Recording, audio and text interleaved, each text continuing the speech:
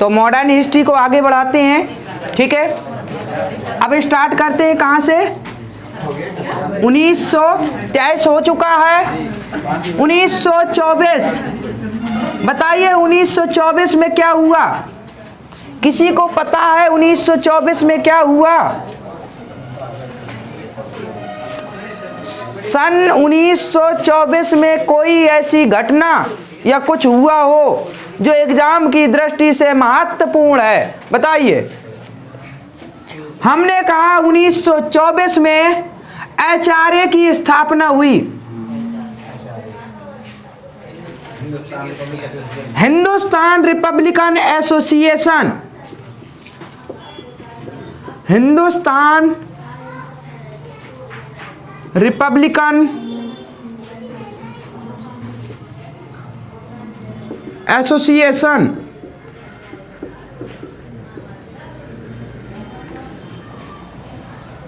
Hindustan Republican association की स्थापना किसने की? सचिंद्र सन्याल ने।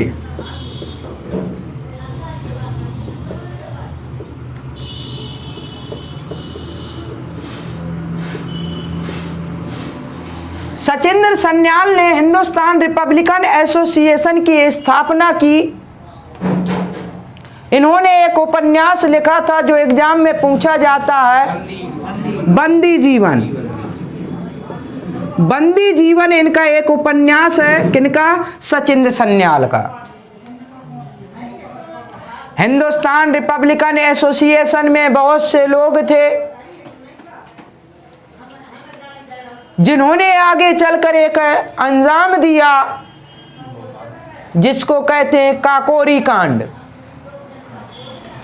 हमने कहा कब हुआ था? तो सन 1925 की बात बताते हैं। 1924 में यहां से आता है एग्जाम में, जो आता हमने बता दिया। HRA की स्थापना, इसकी स्थापना होती है हिंदुस्तान रिपब्लिकन एसोसिएशन की। किसने की? सचिंद्र सन्याल ने की। और सचिंद्र सन्याल ने एक उपन्यास लिखा था जिसका नाम है बंदी जीवन। क्लियर है बात? ठीक, आगे बढ़ते हैं। हमने कहा 1925 की बात है, सन 1925। तो आगे डेट डाल लीजिए कि 9 अगस्त। यहां से क्वेश्चन आता है तो 9 अगस्त 1925 को एक काकोरी कांड होता है।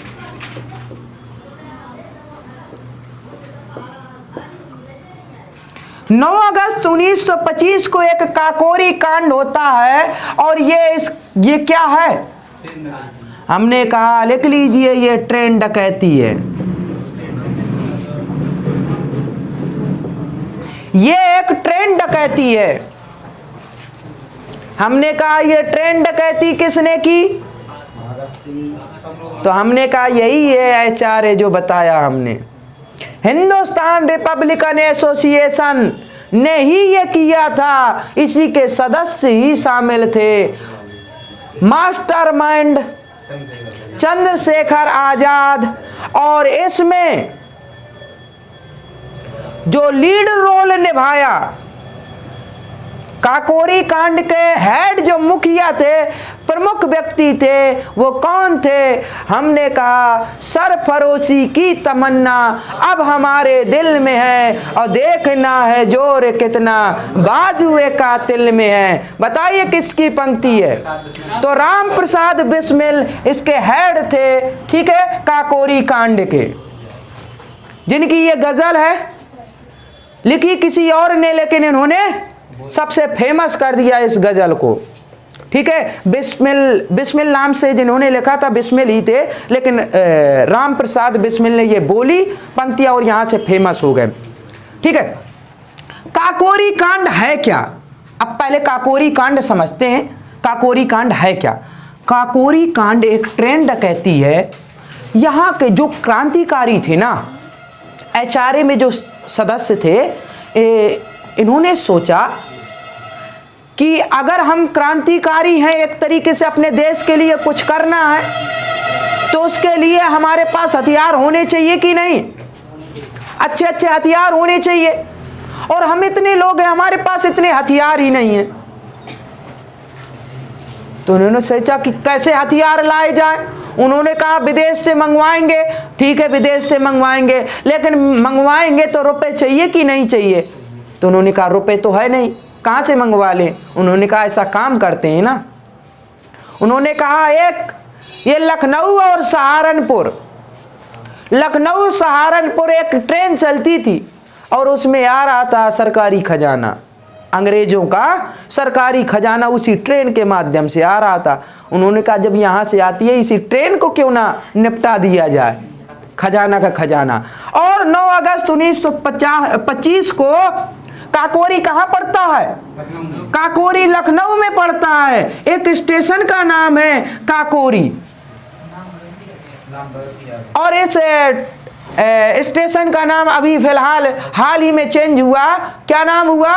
काकोरी ट्रेन एक्शन नाम हो गया, काकोरी ट्रेन एक्शन। ठीक है, एक्शन किया गया था ना यहाँ पर, इसी वजह से इसका नाम चेंज हुआ, काकोरी ट्रेन एक्शन। ये लखनऊ में है। ठीक है, यहीं पर अंजाम दिया गया। जैसी ट्रेन आई, हाँ बिल्कुल, कांड तो अच्छा लगेगा ना, हमारे रामायण में ना कांड ही कांड है। ठीक है, तो कांड क्यों नहीं अच्छा लगेगा? देखिए रामायण में सब कांड हुए, ठीक है, वैसे ही काकोरी कांड भी हमारे क्रांतिकारियों ने किया। और हमारे क्रांतिकारी जानते थे कि बिना कांड किए मजा नहीं आएगी, किया यहाँ पर। ठीक है, अंजाम दिया, बहुत बेहतरीन अंजाम दिया। ठीक है, इसमें काफी लोग शामिल थे, ऐसा माना जाता है, इसमें गिनती नहीं हो पाती है। कभी कभी कहते हैं 10 लोगों ने दिया अंजाम, कभी कभी 18-19 के नाम आते हैं, कभी कभी 29 के नाम आते हैं, कोई किसी बुक में मिलते हैं। और जो केस चला ना, वो 40 लोगों के ऊपर केस चला था, तो फिर 40 लोग शामिल थे। 40 लोगों के ऊपर केस चला था, HRA के जो सदस्य थे इन सभी के ऊपर चला था, यानी 40 लोग सम्मिलित थे उसमें। लेकिन मुख्यतया कितने लोग थे? मुख्यतया 10 लोग थे। 10 में से कुछ लोगों को फांसी हुई। कितने लोगों को फांसी हुई? किस किस को फांसी हुई बताइए? सबसे पहले राम प्रसाद बिस्मिल, दूसरे बताइए दूसरे कौन थे? अशफाक उल्ला खां, अशफाक उल्ला खां। और बताइए राजेंद्र लाहिड़ी। और बताइए ठाकुर रोशन सिंह।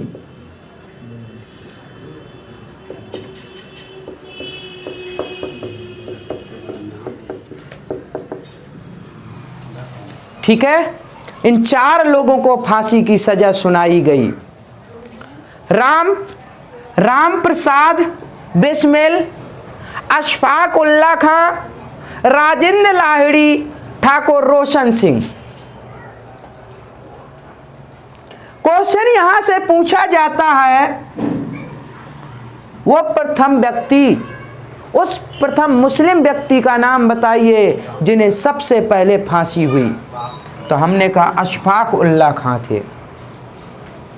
राम प्रसाद बिस्मिल, हमने कहा इस कांड को, काकोरी कांड का अंजाम दिया जो, ठीक है, जो काकोरी कांड का अंजाम दिया उसके प्रमुख लीडर थे राम प्रसाद बिस्मिल। ठीक है, और जब बात आई फांसी देने की तो इनको फांसी दे दी गई दिसंबर 1927 में फांसी दी गई। दिसंबर 1927 में फांसी दी गई। राम प्रसाद बिस्मिल, ठाकुर रोशन सिंह, राजेंद्र लाहिड़ी, ऐसा माना जाता है सबसे मेन ये थे। ये कहाँ से थे? ये शाहजहांपुर से थे। शाहजहांपुर एक जिला है, कहाँ का? यूपी का एक जिला है, यूपी का एक जिला है शाहजहांपुर। और यूपी, पूर्वी यूपी में, पूर्व क्षेत्र में पड़ता है। लखनऊ से लगभग 160 किलोमीटर पूर्व दिशा में, लगभग 160 किलोमीटर के समथिंग।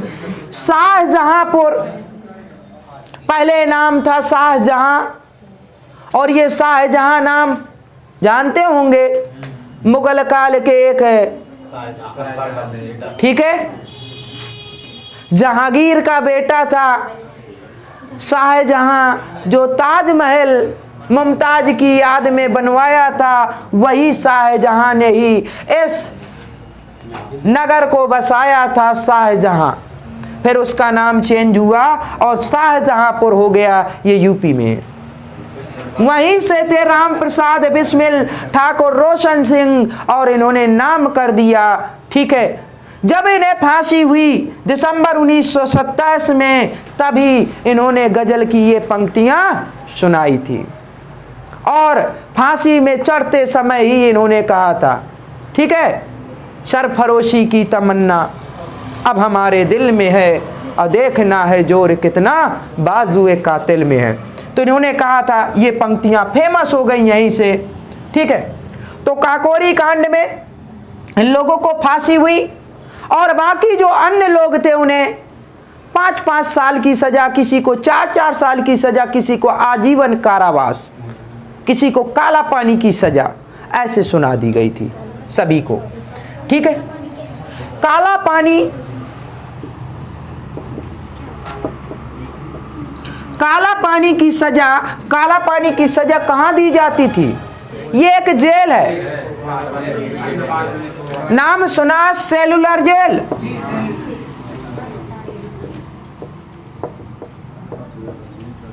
सेलुलर जेल का नाम सुना है? कहाँ पर है? अंडमान निकोबार में है, अंडमान निकोबार द्वीप समूह, अंडमान निकोबार द्वीप समूह।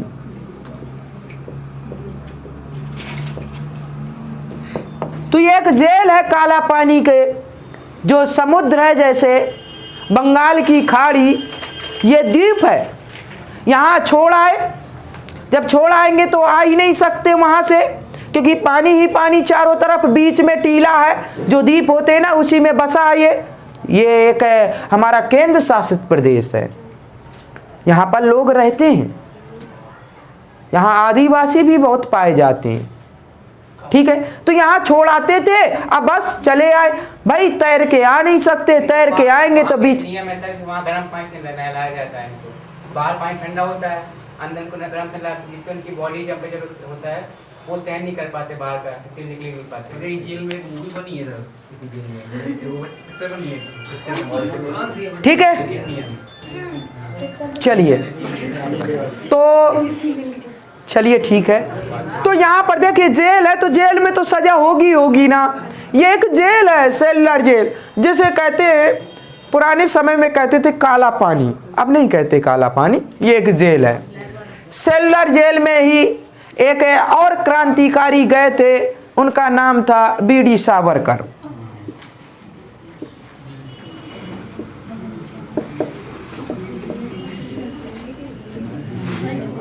उनका नाम था बीडी सावरकर, विनायक दामोदर सावरकर पूरा नाम था, विनायक दामोदर सावरकर था। यह भी सेलुलर जेल गए थे। इन्होंने क्या कांड किया वहां पर बताइए, ये फेमस हो गए। ये जेल गए और जेल की जो दीवारें थी ना, उस पे उपन्यास लिख डाला, ठीक है। जेल जब कुछ काम नहीं होगा, पढ़े लिखे हैं तो कहीं ना कहीं तो दिमाग लगना चाहिए ना। इन्होंने वहीं दीवारों पर ही एक उपन्यास लिख डाला, और उस उपन्यास का नाम था कमला, ठीक है। उपन्यास जो लिखा था उसका नाम है कमला। बीडी सावरकर के नाम पर ही अंडमान निकोबार में एक क्या है, एयरपोर्ट है। एयरपोर्ट भी इन्हीं के नाम पर बनाया गया, ठीक है। अंडमान निकोबार में कौन सा एयरपोर्ट है, तो बीडी सावरकर एयरपोर्ट है। क्लियर है? चलिए, विनायक दामोदर सावरकर। हाँ, दीवारों पर लिखा क्या? अरे पत्थर अत्थर होगा, काट काट के आराम आराम से यही काम करते रहे, लिखते गए, और क्या काम है बताइए? आजीवन कारावास हो जाएगा जिंदगी भर के लिए यदि, तो क्या करेंगे? कुछ तो काम करना नहीं है, तो बस यही लिखते रहना है, और क्या है। ठीक है, ऐसे अगर हमें मिल जाए ना तो हम तो बहुत से उपन्यास लिख डालें, फ्री हो जाए ना। ठीक है, चलिए आगे बढ़े। ठीक, क्या चीज?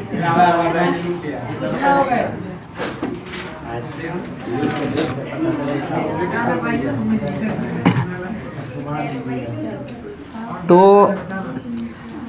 1925 की घटना हमने बता दिया, ये फेमस है, यहां से क्वेश्चन पूछा जाता है। अब आते हैं हम 1928 पे।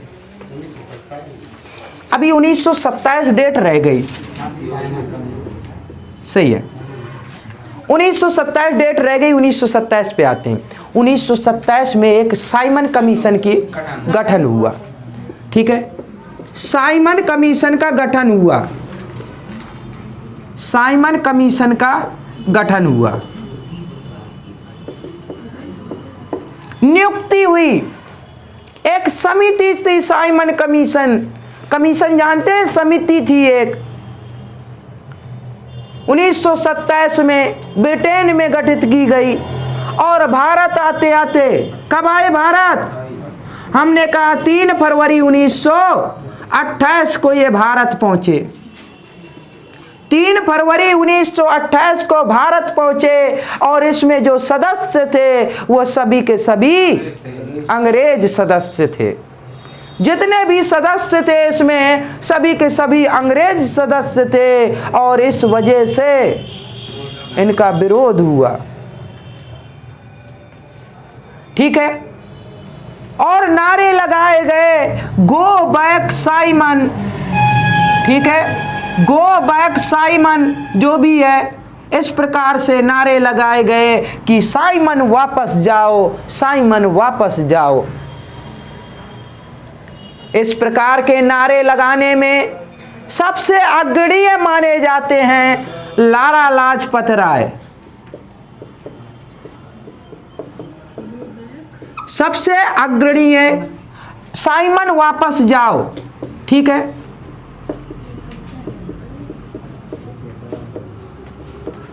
ये नारे लगाए गए, साइमन वापस जाओ।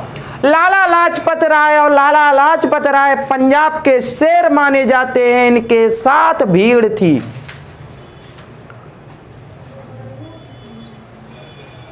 ठीक है, अच्छा, ये तो हम समझ गए कि ये लोग विरोध कर रहे थे, तो साइमन कमीशन आए क्यों थे? पहले प्रश्न ये बनता है कि आए क्यों थे। हमने कहा कल पिछली क्लास में, ठीक है, ये बताया था 1919 में मॉन्टेग्यू चेम्सफोर्ड के बारे में बताया था। उसी को कहते हैं 1919 का भारत शासन अधिनियम।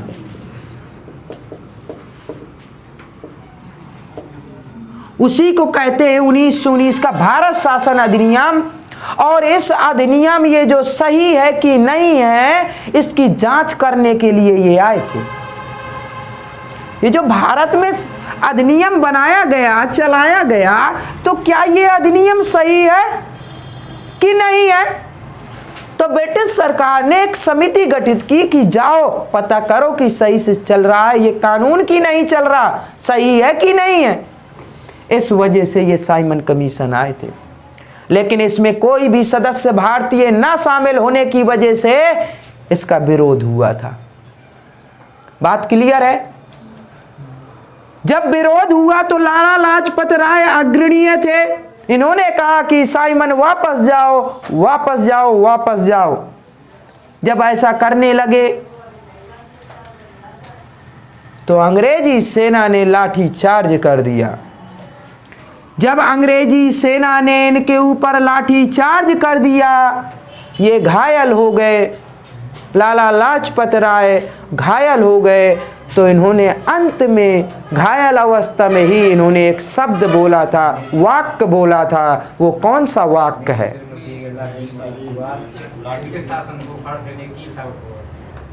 ठीक है, तो उन्होंने कहा मेरे शरीर में एक एक लाठी का प्रहार जो हुआ है ना, वो ब्रिटिश सरकार के उखाड़ फेंकने में क्या होगा?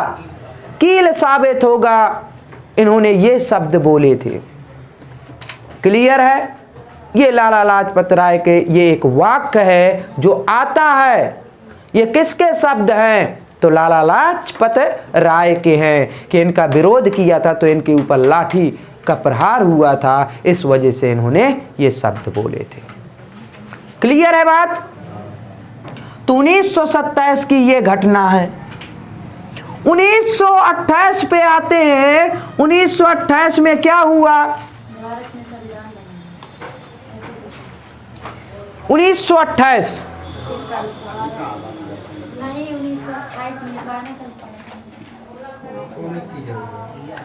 1928 में एक और चीज बताते हैं जो एग्जाम में पूछता है, वो भी देखते हैं।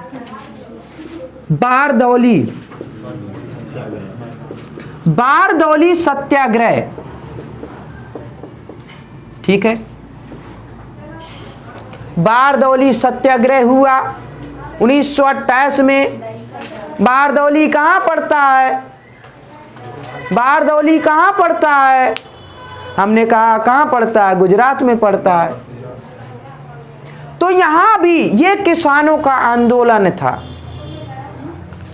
गुजरात में ये किसानों का आंदोलन था और इसमें बढ़ चढ़कर महिलाओं ने हिस्सा लिया था। इस आंदोलन में, इस आंदोलन का नेतृत्व कौन कर रहे थे?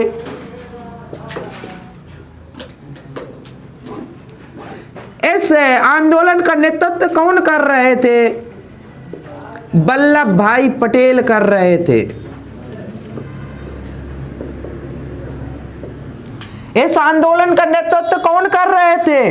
वल्लभ भाई पटेल कर रहे थे। और जब ये नेतृत्व कर रहे थे सत्याग्रह बारदौली आंदोलन का, तो यहाँ की महिलाएं वल्लभ भाई पटेल को क्या बोलती थी? भाई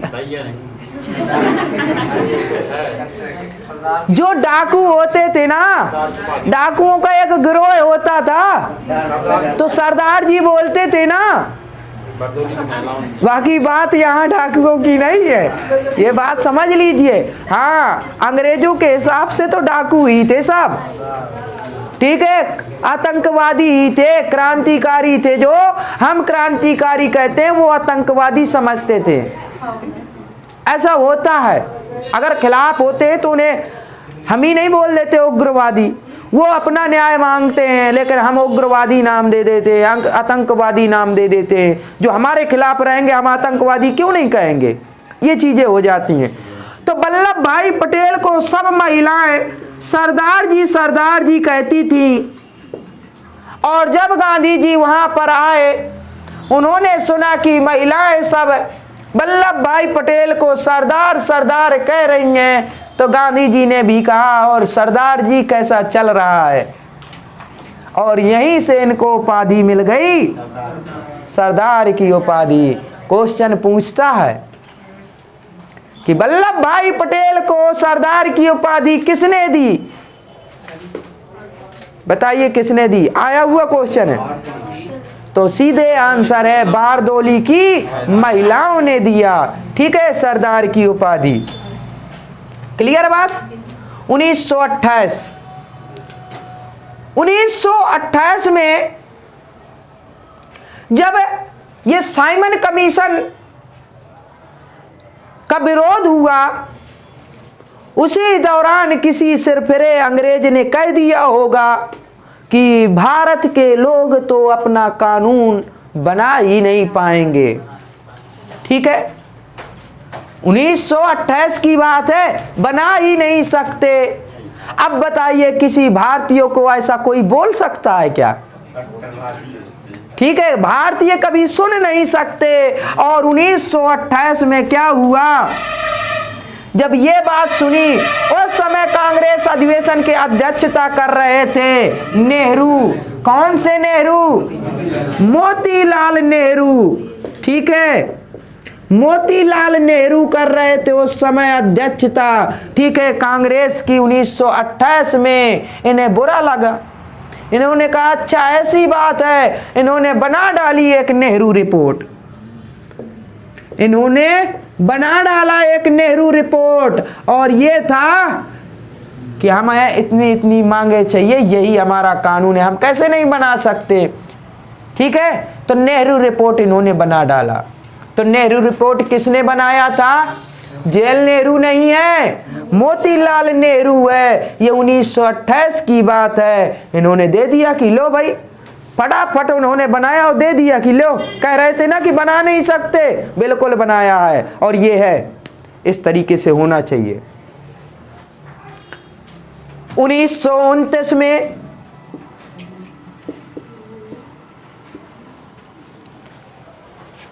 ठीक है, इसे मिटाते हैं। ठीक है, तो ये नेहरू रिपोर्ट के बारे में अभी बताते हैं। 1929 में एक अधिवेशन हुआ था 1929 में। कौन सा अधिवेशन? ये फेमस है। 1929 में लाहौर अधिवेशन हुआ था। ठीक है, लाहौर अधिवेशन हुआ था, लाहौर में कांग्रेस का। और इसकी अध्यक्षता किसने की? इसकी अध्यक्षता की नेहरू ने। कौन से नेहरू? अब जेएल नेहरू आ गए। अब जेएल नेहरू आ गए। कौन से जेएल नेहरू? हाँ, पंडित जवाहरलाल नेहरू, जो इनके पुत्र हैं। किनके? मोतीलाल नेहरू के पुत्र हैं। 28 में ये बने अध्यक्ष, और इन्होंने सौंपी नेहरू रिपोर्ट। और जब 1929 में लाहौर अधिवेशन में अगले ही साल अधिवेशन की अध्यक्षता की जेएल नेहरू ने, इन्होंने कहा कि ये नेहरू रिपोर्ट सही नहीं है, हटाओ इसे। ठीक है, ये सही नहीं है। मोहम्मद अली जिन्ना और जेएल नेहरू, यानी उन्हीं के पुत्र ने कह दिया कि ये सही नहीं है। क्यों सही नहीं है? क्यों सही नहीं है? उन्होंने कहा कि हाँ, नेहरू रिपोर्ट में मांगा गया कि हमें औपनिवेशिक राज्य चाहिए। नेहरू जी ने कहा औपनिवेशिक हमें नहीं चाहिए, हमें तो अब पूर्ण राज्य चाहिए, पूर्ण स्वतंत्रता चाहिए। इन्होंने डिमांड कर दी। इन्होंने कहा क्या होता है औपनिवेशिक में? हमें पूरा का पूरा स्वतंत्रता चाहिए भारत की। ठीक है, पूरी पूरी स्वतंत्रता चाहिए। और इन्होंने कहा कि भारत स्वतंत्र होगा किस दिन? 26 जनवरी 1930 को भारत स्वतंत्र हो जाएगा। हमें नहीं है औपनिवेशिक राज्य चाहिए, जो इन्होंने कहा था। तो कहते हैं बाप निकला क्या? बाप था शेर तो बेटा निकला सवा शेर। ये बात निकल के आती है यहाँ पर। ठीक है, तो पूर्ण स्वतंत्रता की घोषणा की गई थी कि 26 जनवरी 1930 को मनाया जाएगा। और इन्होंने क्या किया? 12 बजे रात को रावी नदी के किनारे, रावी नदी जानते हैं ना कहाँ है? रावी नदी जम्मू में है, जम्मू में है, रोहतांग। हाँ, तो जम्मू में तो है, वो हिमाचल प्रदेश रोहतांग, और फिर जम्मू में ही तो चलती है। हाँ, रोहतांग तो है, वहीं से निकल के सीधे जम्मू में तो चली जाती है। ठीक है, तो जब ज्योग्राफी पढ़ेंगे ना तो बहुत डिटेल से पढ़ेंगे। ठीक है, जो भी चीज़ पढ़ेंगे बहुत मज़ा आएगी। जैसे अभी अंडमान के बारे में बता रहे थे ना, अगर मैप जैसे हमें मैप से पढ़ा होता ना, तो अंडमान की स्थिति हमें पता चलती कि कैसी जगह है यहाँ पर। तो काला पानी की सज़ा होती है तो कैसी होती है, ये सब चीज़ें पता चलेंगी। ठीक है, टेंशन न लीजिए, सब चीज़ें होंगी कंप्लीट, ज़्यादा समय नहीं लगेगा। हिस्ट्री में भी आप समझ रहे हैं कैसे पढ़ा रहे हैं, एक बार में ही। ठीक है, स्वाहा। ठीक है, जो भी पढ़ना है सब कंप्लीट होते जाना चाहिए। तो रावी नदी के किनारे रात के 12 बजे झंडा फहराया गया, ठीक है, झंडा फहराया गया और स्वतंत्रता दिवस मनाया गया। 26 जनवरी 1930 की बात है, ये भारत स्वतंत्र हो गया, ऐसा कहा इन्होंने। लेकिन एक बात और समझ लीजिए, भारत के लोग जितने बातूनी है ना, कहीं के नहीं होंगे, ठीक है। इन्होंने अफवाह उड़ा दी कि 26 जनवरी 1930 को भारत आज़ाद है, ठीक है। फिलहाल बाद में स्वतंत्रता बहुत दिनों बाद मिली, लेकिन मिली। चलिए आगे बढ़ते हैं। तो ये बात 1929 की है, ठीक है। तो 1928 में जब साइमन कमीशन का विरोध हुआ, ये सब हुए और लाला लाजपत राय घायल हो गए और घायल होने के साथ ही मृत्यु भी हो गई। इससे नाखुश होकर भगत सिंह, सुखदेव और राजगुरु ने क्या किया, एक और कांड कर डाला, ठीक है, एक और कांड कर डाला। कहां पर? असेंबली हॉल में बम फेंक दिया, ठीक है। असेंबली हॉल में क्या किया? असेंबली हॉल में बम फेंका, हाँ, असेंबली हॉल में बम फेंका।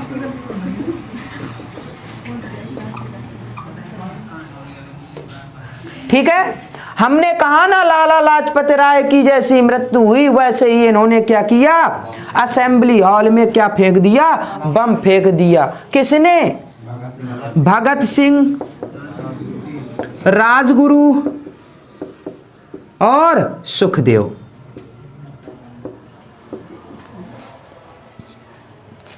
और कहाँ असेंबली हॉल कहाँ है? संसद भवन जानते हैं? इस समय जो संसद भवन है वहीं पर। और जहां बम फेंका था ना, वो दीवार आज भी क्रैक है, उसे रिपेयर नहीं कराया गया, वो यादगार के रूप में है, ठीक है।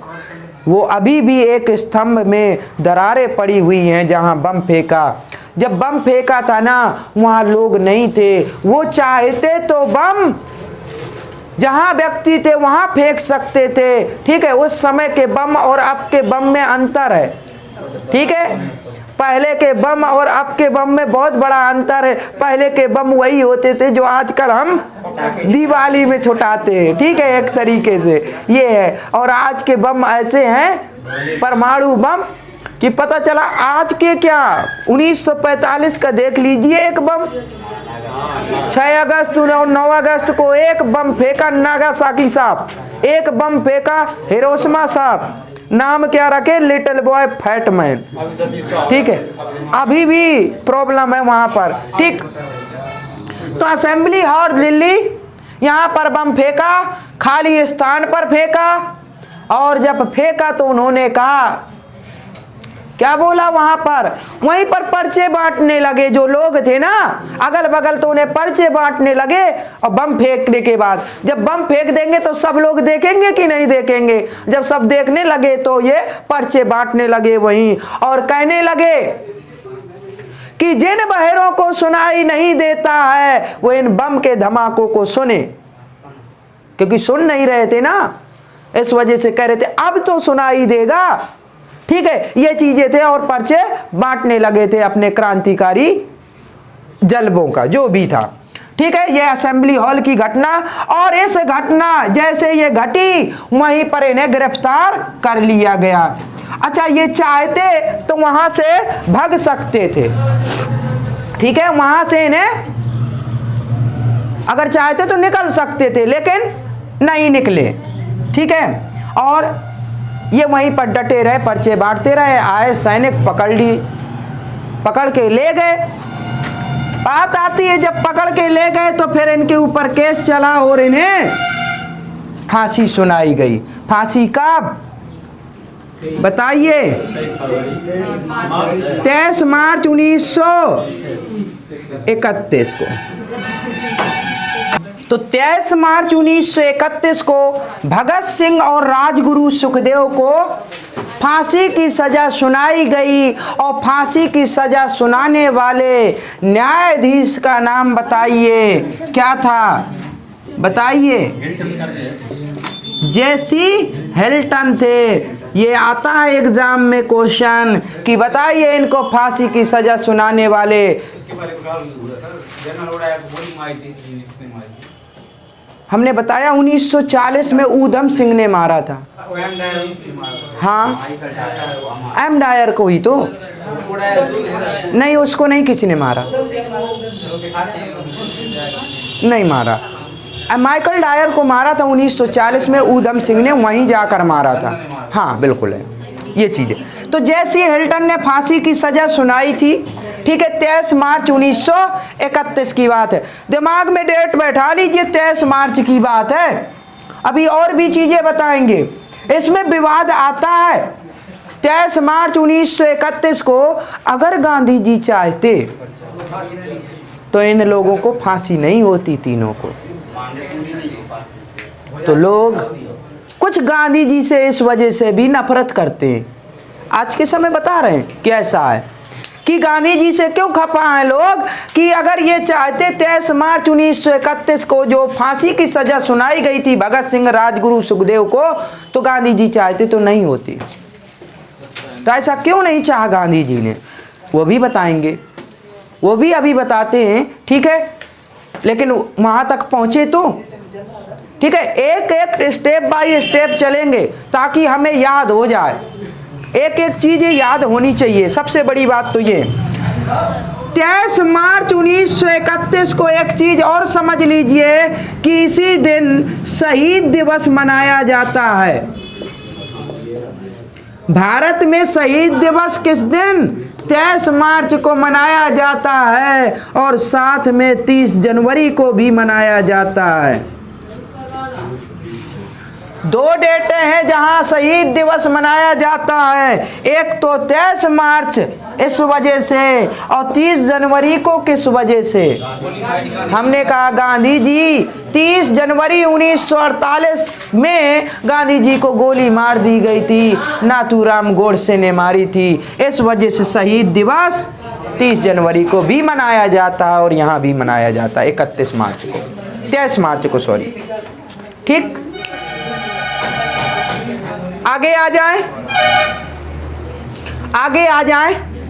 ये जो 23 मार्च 1931 की बात है ना, तो अभी पहले और पीछे जाते हैं फिर यहाँ पर आते हैं, ठीक है। इसके पहले और जो चीज़ें हुई फिर आएंगे, फिर रिदम बनाएंगे, ठीक है। तो याद दिला दीजिए, जैसे अगर ना याद आए तो फिर बताते हैं कहानी पूरी की पूरी। आप लोग खुद बताइए कि गांधी जी चाहते तो बचा लेते कि नहीं बचा सकते थे, ठीक है। वो आपको समझना है, सबकी अपनी अपनी थिंकिंग होती है, सोच होती है, ठीक है। हमने कहा 1930 में गांधी जी ने हिदायत दिया। 1930 में गांधी जी ने हिदायत दिया किसे? अंग्रेजों को। उस समय साइमन थे। उस समय कौन थे? साइमन थे। साइमन कहाँ से थे? साइमन तो हो गए ना, निपट गए, ये तो समिति वाला काम था। इरविन थे, लॉर्ड इरविन थे। अब बात आती है इरविन की। तो गांधी जी ने इरविन से कहा कि हमारी 11 सूत्रीय मांगे हैं, ठीक है, ठीक, 11 सूत्रीय मांगे हैं, डिमांड हैं। अरे भाई 11 पॉइंट है हमारे, वो आप मान लीजिए हमारी। इरविन कह रहे कि हम क्यों मान ले, नहीं मानना, तानाशाही, ठीक है। जैसा वो करेंगे, अंग्रेज जैसा चाहेंगे वैसा होगा, क्योंकि गुलाम थे, ठीक है। अच्छा, जब गुलाम होते हैं तो पता नहीं होता कि हम गुलाम हैं, होता है क्या? वो शासन कर रहे थे, लेकिन कैसे पता चलेगा कि हम गुलाम हैं? बातें हमको माननी पड़ेंगी जो कहेंगे वो लोग। वही करना पड़ेगा। लेकिन हम गांव स्तर पे हैं, हमें कैसे पता चलेगा कि हम गुलाम हैं? उस समय तो टीवी वगैरह कुछ भी नहीं था, हम तो पढ़े लिखे भी नहीं थे। बताइए गांव के लोगों को पता चलेगा क्या? वो तो जैसे आज के समय में है ना, आज के समय में जैसे व्यक्ति हैं, अरे होता रहता, वो तो राजनीति है, वोट डलना है, बन जाएंगे सीएम जिसे बनना है, जब बन जाएंगे पीएम जिसे बनना, हमें क्या लेना देना, बस वही चीज तो है। ठीक है ना, बिल्कुल वही चीज है। तो जैसे आज के समय ऐसा कहते हैं, ऐसे उस समय भी गांव के लोग, कौन सा हमारे ऊपर यहाँ आ रहे हैं अंग्रेज, अरे लूटेंगे तो वहीं लूटेंगे जहाँ धन होगा, हमारे यहाँ क्या लेंगे। हमारे दाई बाबा है ना, तो तब अंग्रेज थे, गाड़ी में निकला करते थे, बताया करते जिसको देखे धर के ले जाते थे। ऐसा कुछ नहीं है। बताते हैं। अच्छा ये बताइए, अंग्रेज कौन नहीं पहचान लेंगे? बताइए, जिनका चेहरा ही अलग हो, आज आ जाएंगे तो आज हम कह देंगे अंग्रेज क्या, कोई भी यूरोपीय आ जाएगा हम कहेंगे कि ये अंग्रेज है, यही कहते हैं ना। चाहे फ्रांस से आ जाए, चाहे पुर्तगाल से, यूरोप से कोई भी आ जाएगा हम कहेंगे कि ये अंग्रेज है। कभी आप जाइए ताजमहल तो सब यही कहेंगे कि ये अंग्रेज है। अब पता नहीं कहाँ से ना आ जाए, और थोड़ा पूर्वोत्तर भारत से आ जाएंगे तो कह देंगे ये चाइना के, वो सैनिक थे।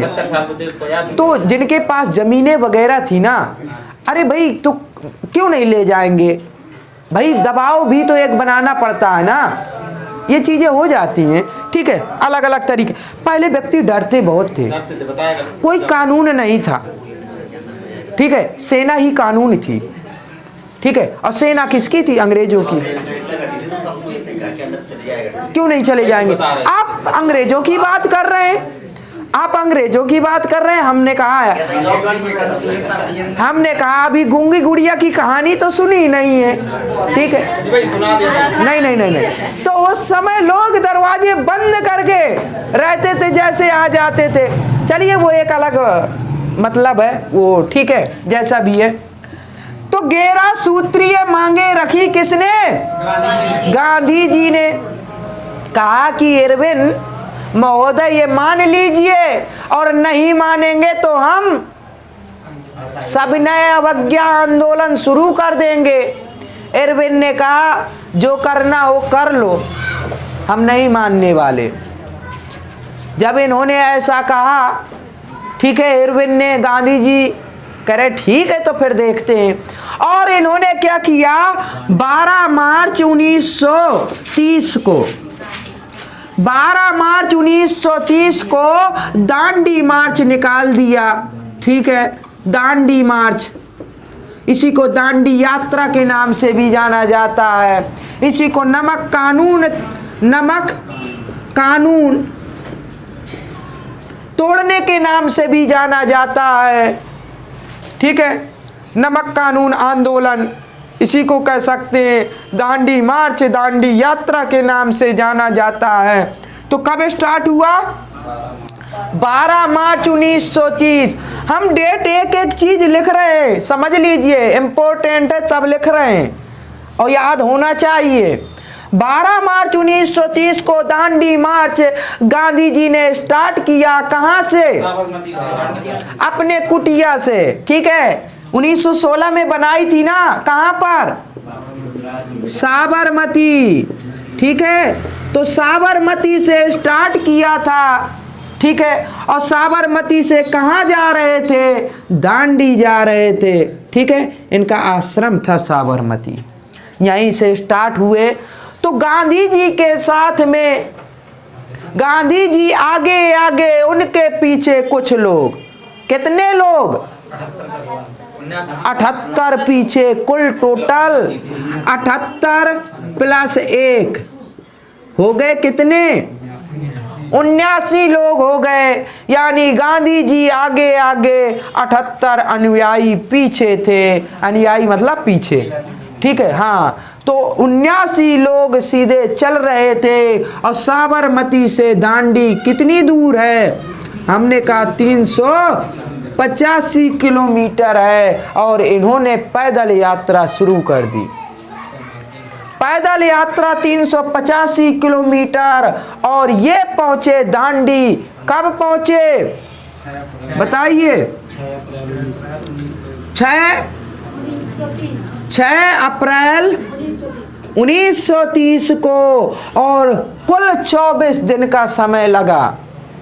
कुल 24 दिन का समय लगा। 24 दिन में पहुंच पाए साबरमती से दांडी। और जैसे ही ये पहुंचे 6 अप्रैल को, वैसे 5 अप्रैल को पहुंचे थे, और 6 अप्रैल को इन्होंने ढेर सारा नमक बनाया, लगभग 390 केजी के समथिंग। ठीक है, 390 केजी के समथिंग इन्होंने क्या बनाया? वहां नमक बनाया। और नमक कानून नमक पे कर लेते थे ये लोग, और ये इन्होंने खुद से बनाया, और इस कानून को इन्होंने तोड़ दिया। ठीक है, और जैसे तोड़ दिया 6 अप्रैल को नमक बनाकर नमक कानून, वैसे ही शुरू कर दिया 6 अप्रैल 1930। उसी दिन से 6 अप्रैल 1930 को उसी दिन से स्टार्ट हो गया क्या? सविनय अवज्ञा आंदोलन।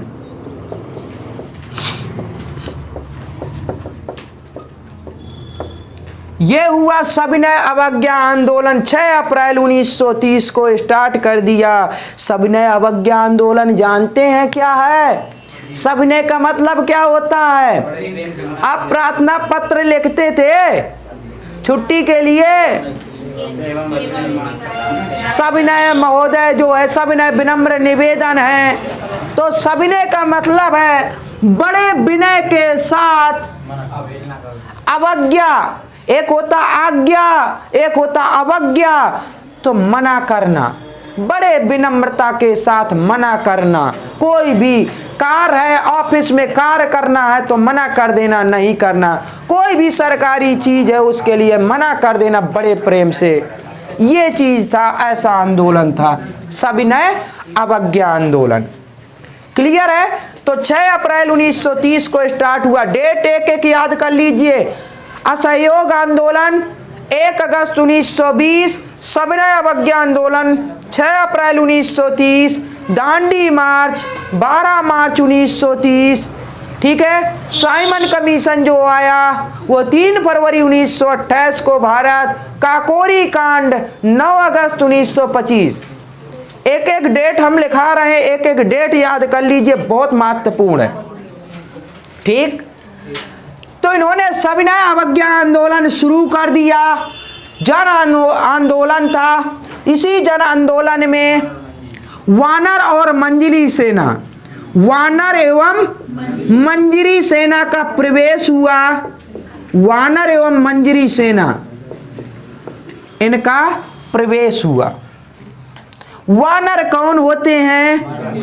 लड़के होते हैं। ठीक है, मंजरी कौन? लड़कियां थी।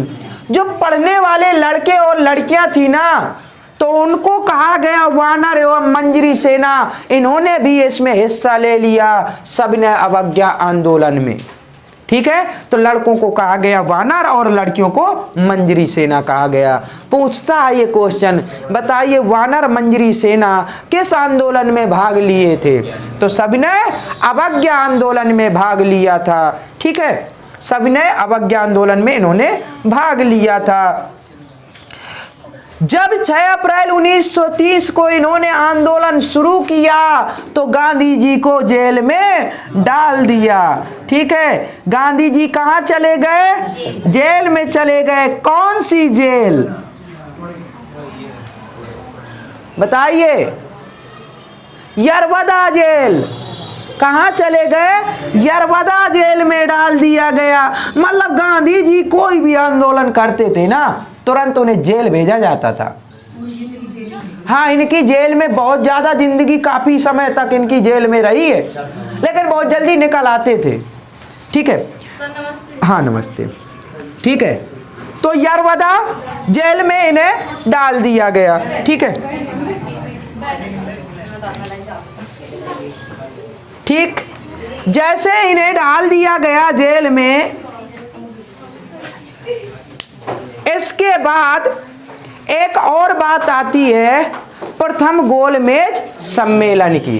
ठीक है, चलिए प्रथम गोलमेज सम्मेलन पे आते हैं। बताइए प्रथम गोलमेज सम्मेलन कब हुआ? 12 नवंबर 1930 को।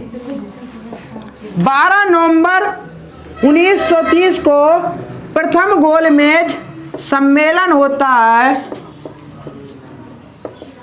ठीक है, प्रथम गोलमेज सम्मेलन होता है और इस सम्मेलन की अध्यक्षता कौन कर रहे होते?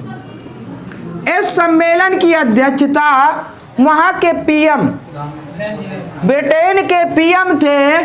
ठीक है, ब्रिटेन के पीएम थे। कौन थे प्रधानमंत्री? Ramsay McDonald. रैमजे मैकडोनाल्ड उस समय ये पीएम थे, तो इसकी अध्यक्षता ये कर रहे थे। जब यहाँ सविनय अवज्ञा आंदोलन चल रहा था तो यहाँ से कोई भी कांग्रेसी पहुँचे नहीं प्रथम गोलमेज सम्मेलन में। जब नहीं पहुँचे और देखा रैमजे मैकडोनाल्ड ने कि भारत से, कांग्रेस से कोई भी व्यक्ति नहीं आया, तो इन्होंने तुरंत खबर भेजी कि क्यों नहीं कांग्रेसी आए। किसे? एरविन से। एरविन से कहा क्यों नहीं भेजा कांग्रेसियों को? एरविन ने जवाब दिया कि क्या करें, यहाँ पर कांग्रेसियों में एक हेड है, मुखिया। कौन? गांधी जी। और वो सविनय अवज्ञा आंदोलन किए पड़े हैं, ये आंदोलन शुरू किए हैं और इस वजह से नहीं आ रहे। तो इन्होंने कहा क्यों किए? इन्होंने बताया कि गांधी जी ये जो थे, इन्होंने मांगे रखी थी, डिमांड रखी थी, हमने नहीं मानी है, इस वजह से ये आंदोलन कर बैठे और कर रहे हैं। उन्होंने कहा दोबारा दूसरा गोलमेज सम्मेलन होगा, उस आंदोलन में अगर नहीं आए ना कांग्रेसी तो फिर खैर नहीं है। कुछ भी करो, हम कुछ नहीं सुनना चाहते। वो प्रधानमंत्री हैं भाई, ब्रिटेन के प्रधानमंत्री हैं। उन्होंने कहा कुछ भी करो, लेकिन कांग्रेस वाले आने चाहिए दूसरे गोलमेज सम्मेलन में, हम कुछ भी नहीं सुनेंगे, कुछ भी करो। जब ऊपर से रैमजे मैकडोनाल्ड का इनके ऊपर प्रेशर पड़ा एरविन का, तो ये 1931 में इन्होंने क्या किया? इन्होंने गए, भेजा व्यक्तियों को और गांधी जी को वहां से जेल से, यरवदा जेल से निकाल के ले आए। यरवदा जेल से निकाल के ले आए और गांधी जी को खुद पता नहीं कि क्यों निकाल के ले आए वहां से, जेल से। वो भी असमंजस में गांधी जी कि आखिर क्यों हमें निकाल रहे हैं जेल से। ठीक है, और निकाल के ले आए और भेजा कहाँ? दिल्ली। और दिल्ली में ये 5 मार्च 1931 की बात है। ये दिल्ली में यहीं पर होता है एक समझौता, जिसको नाम दिया गया गांधी इरविन समझौता। गांधी इरविन पैक्ट के नाम से जाना जाता है। तो 5 मार्च 1931 को ये गांधी इरविन समझौता होता है गांधी जी और इरविन के बीच में। क्लियर है? कब की बात है? 5 मार्च की बात है।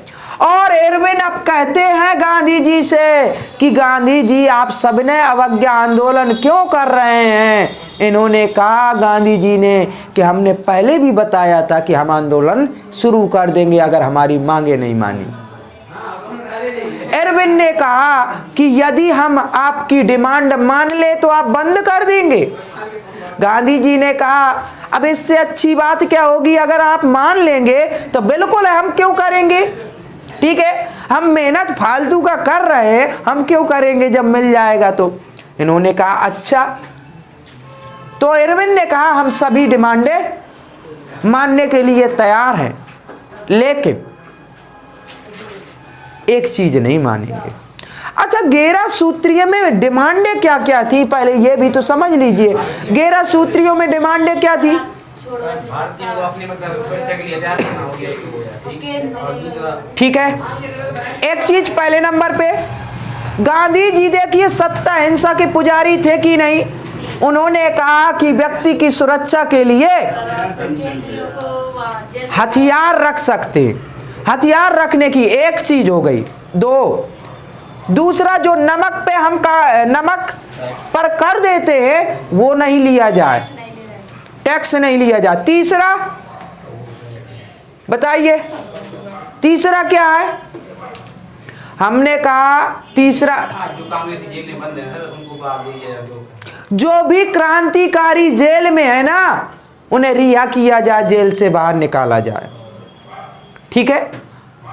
और इसी में औपनिवेशिक राज्य का दर्जा, ठीक है। इस प्रकार की चीजें थी। लाइसेंस वगैरह जो भी है, हमें लाइसेंस जो लेना पड़ता है उसकी जरूरत नहीं होनी चाहिए। ऐसे 11 पॉइंट थे, 11 बिंदु थे। तो इरविन ने कहा कि ठीक है हम हर एक मांग मानेंगे, लेकिन सिर्फ इतना है कि आप जो आपके सब क्रांतिकारियों को भी छोड़ देंगे जेल से, लेकिन इन 3 लोगों को नहीं छोड़ेंगे। 23 मार्च 1931 में जिन लोगों को फांसी हुई, ठीक है, आ गए वहीं पर जो हम कह रहे थे, फिर बताते हैं। हमने कहा भगत सिंह, राजगुरु और सुखदेव। इरविन ने कहा हम सब मांगे मानेंगे, और रही बात क्रांतिकारियों की कि जो आंदोलन कर रहे थे क्रांतिकारी आपके जेल में हैं, उनको भी हम छोड़ देंगे, लेकिन इन 3 को नहीं छोड़ेंगे। बस इन 3 को नहीं छोड़ेंगे। क्यों नहीं छोड़ेंगे? गांधी जी ने कहा क्यों? उन्होंने कहा, आपने कहा हम सबको छोड़ रहे लेकिन इनको नहीं छोड़ेंगे। आप हैं सत्ता अहिंसा के पुजारी। आप कहते हैं ना कि हमारा हथियार है सत्य और अहिंसा, सत्य अहिंसा। आप हैं सत्य अहिंसा के पुजारी और इसी पर चलते हैं। और आपके इन चेलों ने क्या किया?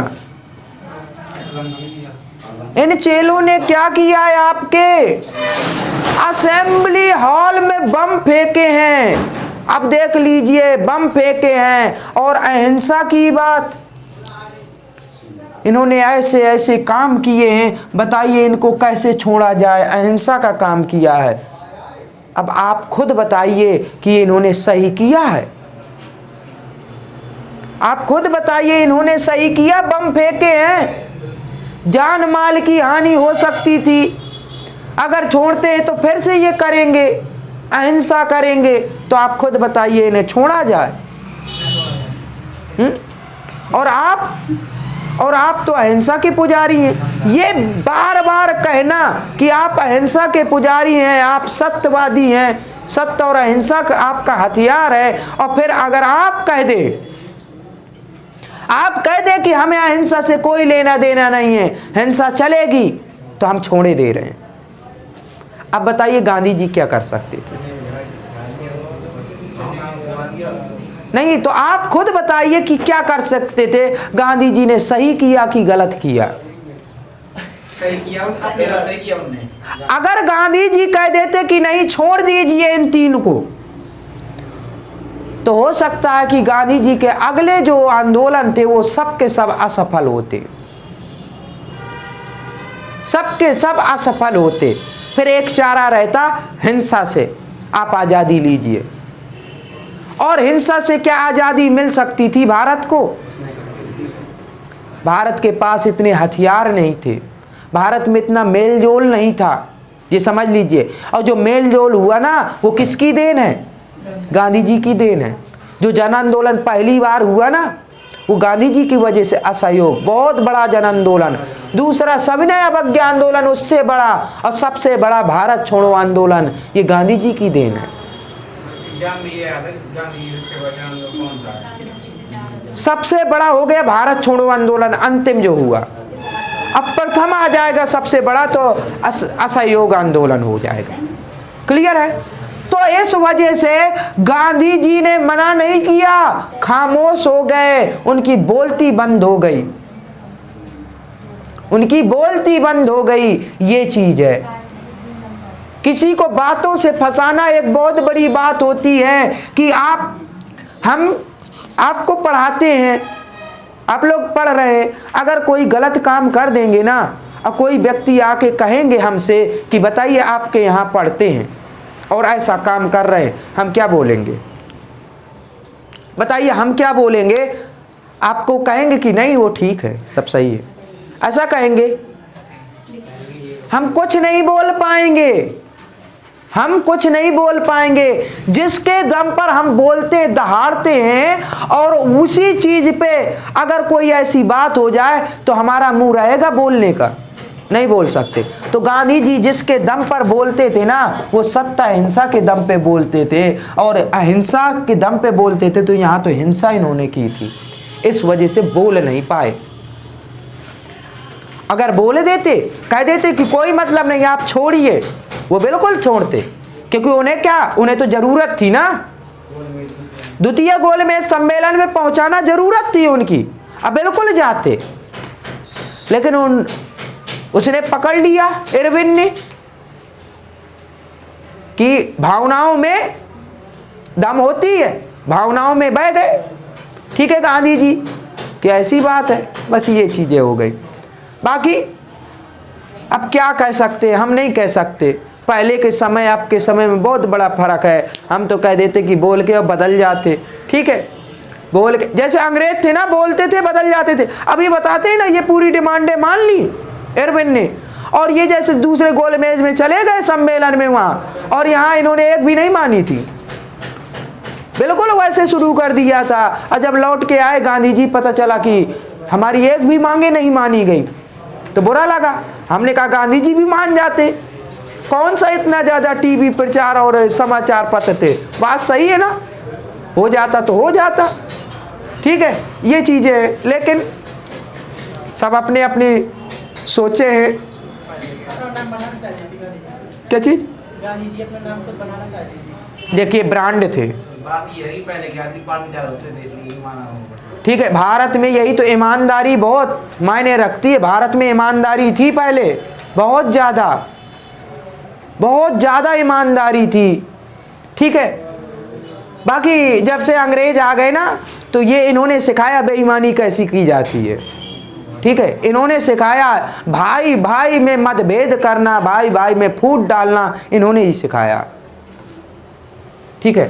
बाकी पहले ऐसी फूट नहीं, फूट तो ऐसी थी कि राजा महाराजा आप देख लीजिए, न भाई भाई को छोड़ते थे, न पिता को छोड़ते थे, वो तो पहले से था, ठीक है। हिस्ट्री में सब कुछ पढ़ने को मिलेगा कि क्या कैसा है।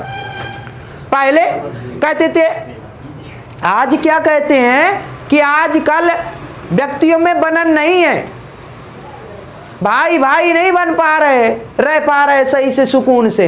ये बात सही है क्या? हमने कहा पहले रह लेते थे।